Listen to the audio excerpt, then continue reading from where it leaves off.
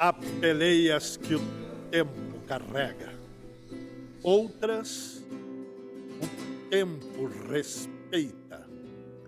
E no Rio Grande do Sul há uma centelha que nunca se apagou. Mais que uma batalha, um grito de dignidade, um sopro de liberdade e o orgulho de um povo. 20 de setembro de 1835, o Brasil recém-feito império. Os farrapos adentram pela zenha em Porto Alegre e se inicia a Revolução Farroupilha.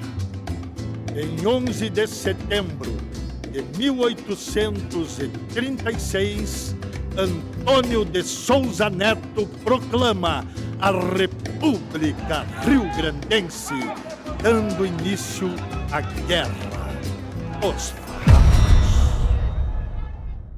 O Sul, longe do trono, sofria com impostos pesados sobre o charque. Foi quando um punhado de homens, liderados por Bento Gonçalves da Silva, decidiu que o Rio Grande não se dobraria jamais.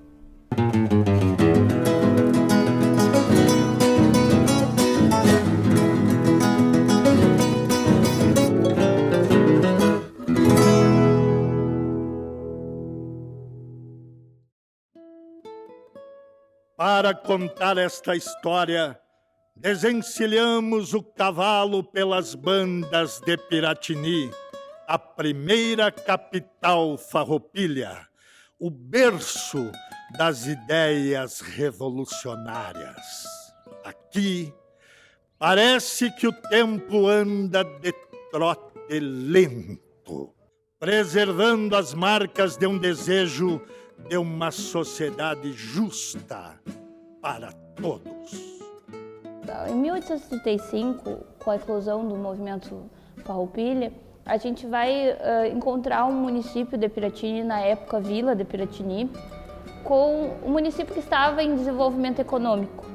E muitas pessoas vão perguntar por que esses farrapos vieram para Piratini, o que levou eles a Piratini. O nosso município, ele está a 350 metros de altitude, ele é um município que na época tinha 10 mil quilômetros quadrados de extensão, né, porque ele abarcava outros municípios que depois foram se emancipando. Então, ele era um município afastado das demais regiões, ele era um município que tinha já diversos solares e sobrados que podiam abrigar esses revolucionários. E quando acontece em 20 de setembro o primeiro embate na Ponte da Zé, em Porto Alegre, a gente vai observar que já no dia 8 de outubro de 1835 marcham para Piratini os farrapos liderados pelo general Antônio de Souza Neto. Quando eles chegam no vilarejo, eles observam que as pessoas saíam às janelas, mas não com medo, não contrárias ao movimento, mas amarrando nas janelas lenços vermelhos. Então era uma população que estava a favor do movimento republicano. E Piratini vai ser essa incubadora de ideias. Com a formação da República Rio-Grandense, em 11 de setembro de 1836, nós fomos um país que institui-se como república, com leis, com ministérios, e é Piratini que vai consagrar essa república. O legislativo de Piratini, na época, ele que vai eleger Bento Gonçalves da Silva presidente da República Rio-Grandense, e esta república vai ser promulgada em nossa Câmara Municipal.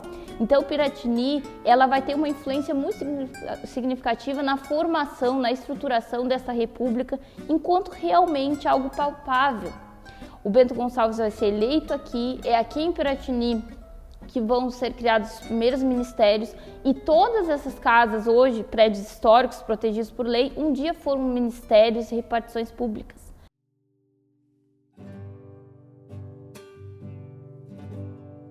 Piratini teve à frente, né, dos farrapos muitos filhos piratinenses. Muitos filhos piratinenses lutaram ao lado da causa farroupilha, e com certeza é uma cidade que foi escolhida para ser a primeira capital, não foi, né, uma escolha impensada, foi algo definido pela questão política e também organizacional da causa dos farrapos. E um detalhe muito interessante é que, assim, depois que Piratini foi capital dos farrapos, em 1837, Piratini foi elevada à categoria de cidade, Mulher Patriótica Cidade de Piratini. Mas ao final do movimento, o Duque de Caxias, então Barão de Caxias, pune Piratini por ter sido capital do movimento farrapo e condena o município a permanecer por 100 anos como vila.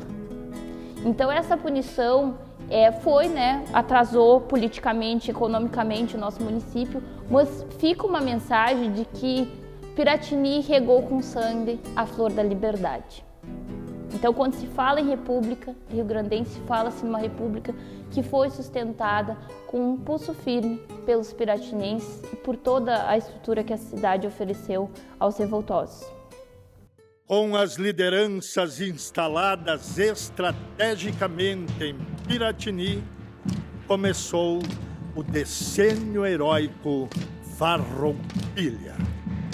Uma revolta telúrica envolvendo estanceiros, peões, soldados e poetas.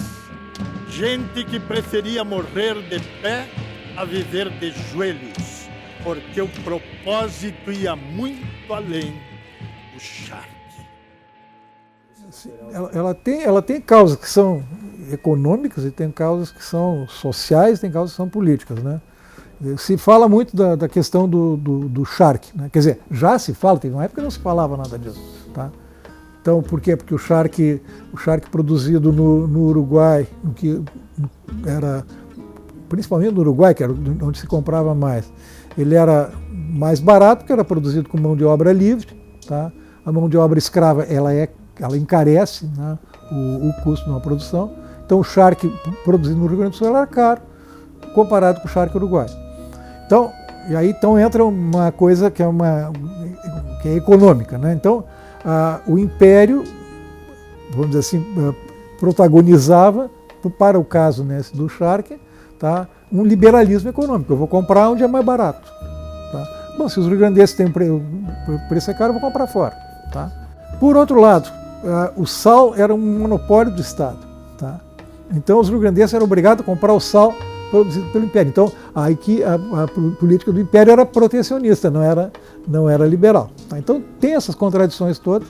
Bom, mas o charque era mais caro, tá? E era um problema. Tá? Esses estanceiros, depois da história do couro e tal, eles passaram a vender carne seca, né, era uma demanda dos ingleses, e no caso americano era para a alimentação dos escravos. Tá? Então, o charque, que hoje é muito caro, na época era considerado um alimento de segunda categoria, então era mandado para os escravos, né, das grandes plantações do centro do país. Então esse é um problema. O outro problema é o de prestígio, tá, desses estanceiros militares, porque havia, em 1828, houve a derrota dos brasileiros, do Império Brasileiro, na Guerra da Cisplatina. Tá? Então a derrota foi atribuída pelo Império aos rio-grandenses, então houve uma perda de prestígio dos rio-grandenses.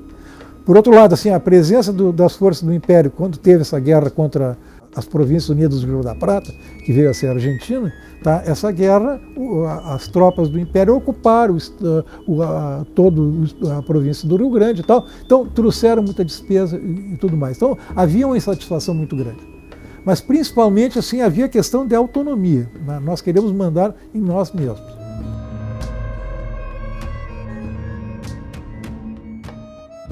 Aí a ideia, né, do Rio Grande Farroupilha, não é.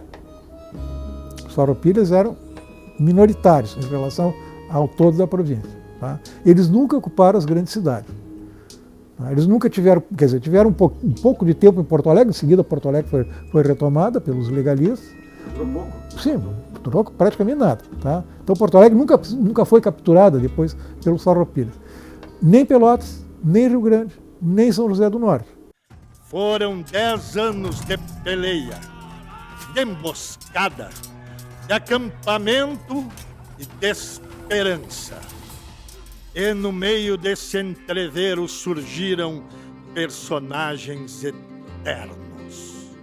O herói dos dois mundos, o italiano Giuseppe Garibaldi, que no Rio Grande do Sul aprendeu a pelear e a sonhar liberdade. Representa hoje a bravura indômita de uma terra que ele aprendeu a amar. Ao seu lado, Anita Garibaldi, mulher de fibra e coragem, lutadora de alma e galope, que atravessou campos e mares por ideais, representando a força da mulher gaúcha, inspirando gerações. O nosso movimento Farroupilha, ele vai dar andamento ao pioneirismo do feminismo no Rio Grande do Sul. Não o feminismo na sua forma figurada, mas um conjunto de ações que levaram a mulher ao centro. Porque o que acontece? Nós vimos de uma sociedade patriarcal e essa mulher ela não conseguia estar no centro. É uma república, que ao mesmo passo que falava tanto em liberdade, igualdade, não dava voz a essas mulheres. E foi a ausência deste homem, desse senhor de terra, desse pai de família, a ausência dos lares em decorrência do conflito. Esses homens estavam em campo de batalha, muitos deles não voltaram para casa. Então a mulher ela teve que arcar com as consequências também desse movimento bélico. A mulher ela assume a cabeceira da mesa porque tinha-se que conduzir e bem conduzir as instâncias, as charqueadas, para poder essas charqueadas serem lucrativas e abastecerem o movimento, sustentarem a causa dos farrapos. Elas tinham que dar suprimento alimentício, remédios, soldo de guerra e armamento para esses soldados. E aí a gente enxerga muito a mulher naquele tom de fragilidade, mas não era assim, né? Eu sempre digo, quantas Anitas fizeram esse Rio Grande? Criavam os filhos e faziam deles bons soldados ao Rio Grande, rezavam pelos mortos e por aqueles que estavam em combate, cuidavam das finanças, faziam de suas filhas mulheres fortes. Eram mulheres de todas as classes sociais. Muitas mulheres no período Farroupilha ficaram órfãs, viúvas, foram mutiladas, foram violadas. E quantas mulheres dessas que hoje são vivas ainda dentro de nós. Eu como mulher, professora, historiadora e indígena, a gente sabe que é um dia de cada vez e é um dia de cada vez que a gente tem que provar que a gente está ali, que a gente tem o direito e o dever, né, de falar, de ser e de ser uma mulher livre, de pensamento livre.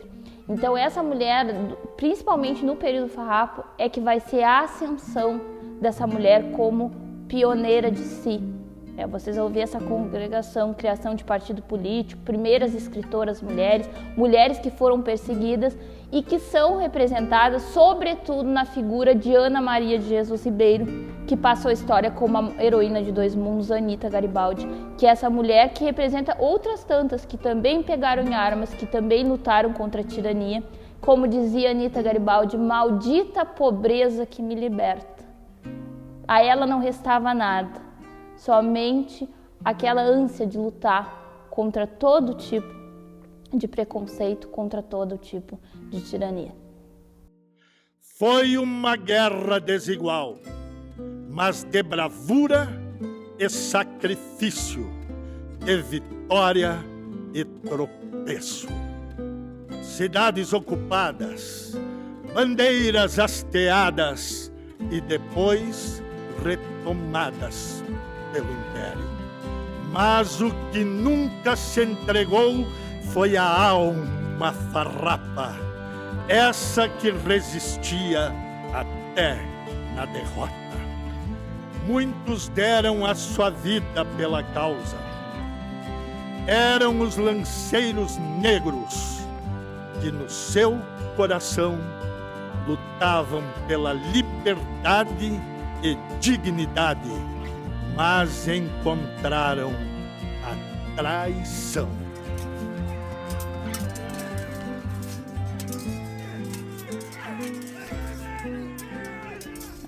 Eles eram a frente de batalha dos farroupilhas.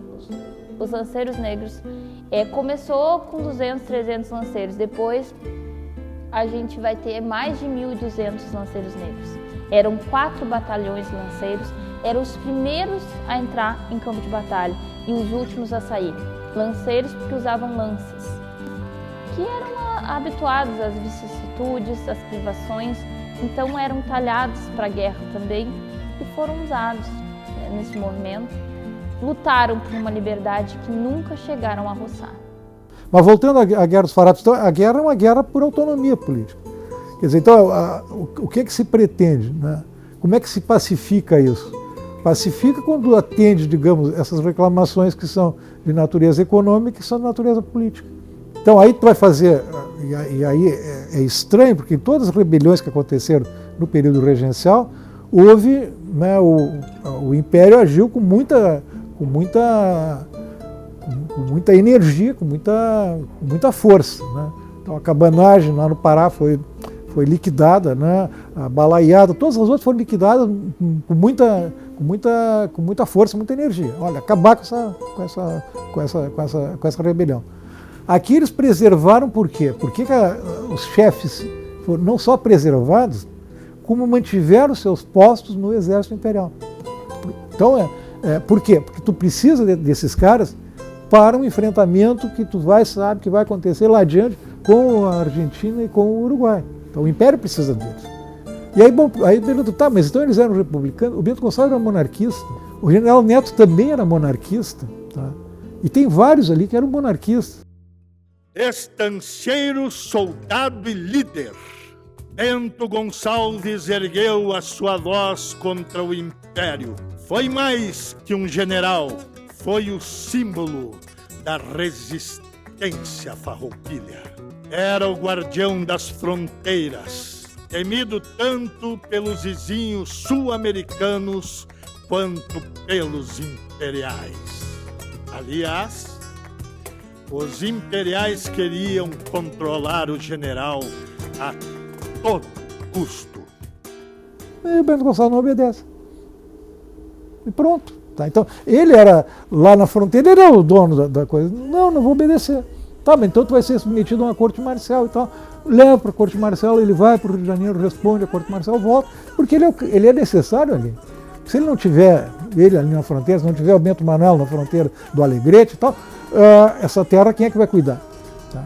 Então tem isso, eles querem autonomia, eu quero ter o controle, né, desse lugar, dessa província. Agora, e aí é importante isso, até a Guerra do Paraguai, os farroupilhas eram vistos, fora daqui e no próprio Rio Grande do Sul, eles eram vistos como traidores. Eles são traidores do Império. Eles traíram o Império.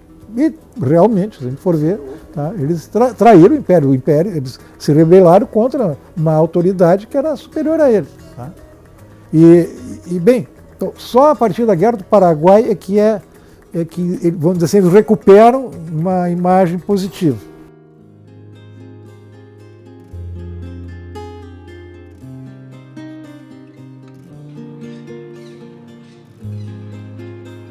Mas como todo herói humano, Bento traz também em sua sombra as contradições do tempo em que viveu.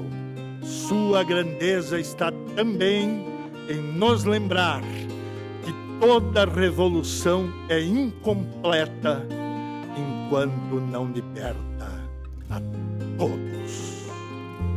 Em 1845, o Tratado de Poncho Verde encerrou a guerra. Não foi vitória, tampouco rendição. Foi acordo de homens cansados de sangrar. O tratado devolveu direitos e permitiu que as bandeiras voltassem para casa. Hoje, a Revolução Farroupilha vive na lida do campo, na roda de mate, no lenço no pescoço e no orgulho da tradição. Cada 20 de setembro, a chama crioula se acende e o gaúcho relembra não só a guerra, mas a coragem de lutar por tudo que acredita. Os olhos dos centauros farroupilhas por 10 anos brilharam nas coxilhas com timbres de bravura, de valentia, ideais de humanidade e igualdade, acolherados com ânsias de liberdade e fios de adaga, refazendo a geografia. Nas mãos seguem lanças e bandeiras, rufar de cascos com magias estradeiras e a certeza de que esta terra tem dono. Basta um gaúcho na pampa demarcatória, com sangue próprio, reescrevendo a história deste Rio Grande, que não fica no abandono. A voz do general Bento Gonçalves retumba confiante suas verdades, é a estrela guia nos mostrando a trilha. Lanceiros negros desbravando essas querências são a coragem mais bravia em sua essência, são a consciência da epopeia farroupilha.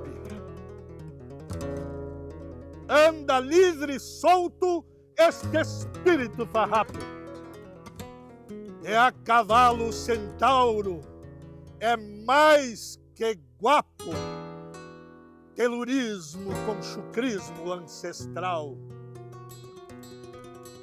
O amor de Souza Neto nos pertence, pois proclamou o grande sonho rio-grandense num brado heróico lá no Passo do Seival.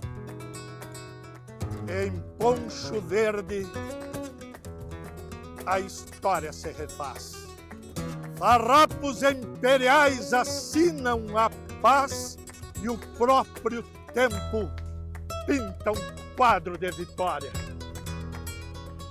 O centauro farrapo ergue sua fronte e encara com firmeza o horizonte, eternizando o Rio Grande e sua história.